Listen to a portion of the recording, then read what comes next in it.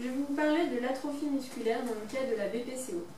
Une atrophie musculaire est la perte de volume ou de taille d'une partie de l'organisme.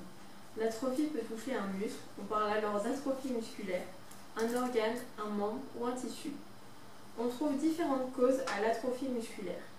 La principale cause est l'arrêt progressif de l'activité physique qui entraîne la fonte des muscles, cela même après quelques heures, quelques jours. En effet, la myotrophie est due à un manque d'exercice. Dans la plupart des cas, l'atrophie musculaire est causée par une utilisation trop limitée des muscles. Par exemple, des personnes avec des emplois sédentaires, les conditions médicales qui limitent le mouvement, blessures ou maladies, où le niveau d'activité a diminué et entraîne une perte de tonus musculaire et développe l'atrophie. Ce type d'atrophie peut être inversé avec de l'exercice et une meilleure alimentation. Dans le cas de maladies telles que la BPCO, le patient consomme beaucoup plus d'énergie pour respirer car il y a une obstruction. La personne a alors beaucoup plus de mal à respirer et cela avec beaucoup plus d'efforts.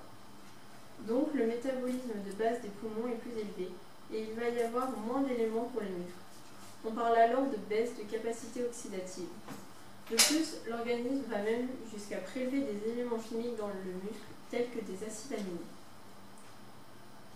De plus, des médicaments tels que la cortisone ont pour effet secondaire une atrophie musculaire, remplacée par des tissus adipeux. En effet, elle augmente la dégradation des protéines et entraîne alors une fonte musculaire. Ce risque est d'autant plus grand lorsque la cortisone est prise en comprimé, à forte dose, sachant que la dose maximale étant généralement 1 mg par kg de poids, et cela pendant plusieurs mois ou années. Je vais maintenant vous parler de l'atrophie musculaire concernant les muscles respiratoires. Les muscles inspirateurs, principalement le diaphragme, s'atrophient et perdent leur efficacité pour les raisons suivantes. Une hyperinflation, gonflement des poumons qui modifie la longueur des muscles inspirateurs et qui réduit leur capacité de contraction. Par définition, un muscle maintenu en position raccourcie s'atrophie spontanément. Au contraire, un muscle hypertendu a tendance à s'hypertrophier. L'autre cause est l'augmentation de la charge de travail. Les poumons sont obstrués par des mucines, protéines fortement glycosylées, et les flux d'air rencontrent plus de résistance.